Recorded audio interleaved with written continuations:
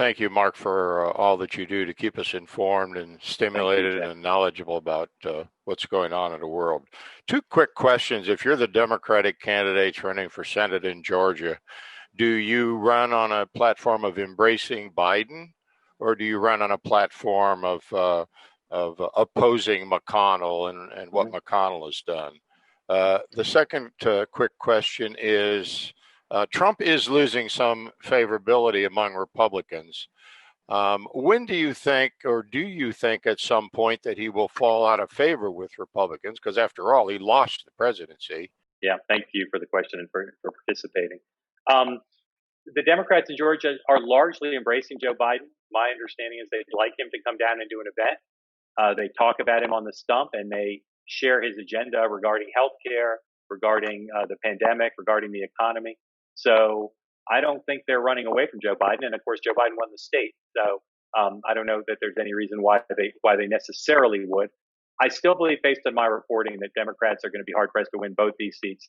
It could be a split decision, but they'll be very hard pressed to win them both. And I'll be curious to see what happens the rest of the way regarding both Joe Biden and President Trump.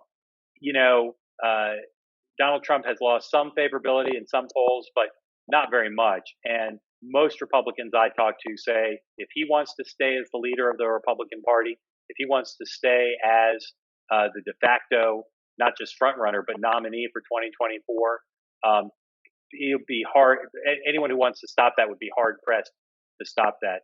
And unfortunately, even if you look at the people who are talked about as candidates who have a reputation for, at least on occasion, extending a presumption of grace to others, that's not the culture of this nomination fight right now.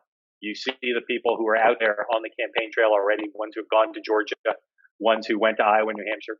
For the most part, without exception, they are all competing to be the next Donald Trump, where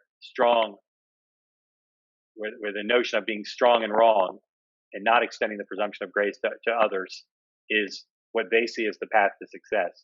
And unfortunately, I think within both parties, that's the case. One extraordinarily valuable thing Joe Biden did in winning the nomination was he did not just sort of stand up to the left of his party on some issues, although he did do that, but he talked about working with Republicans at a time when that is not very popular.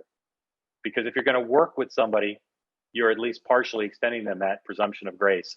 And I think that it's going to be interesting to see how long Joe Biden keeps that up if people like Rick Scott, senator from Florida, is pummeling him every day in a way that is not consistent with that presumption of grace. Thank you for your questions.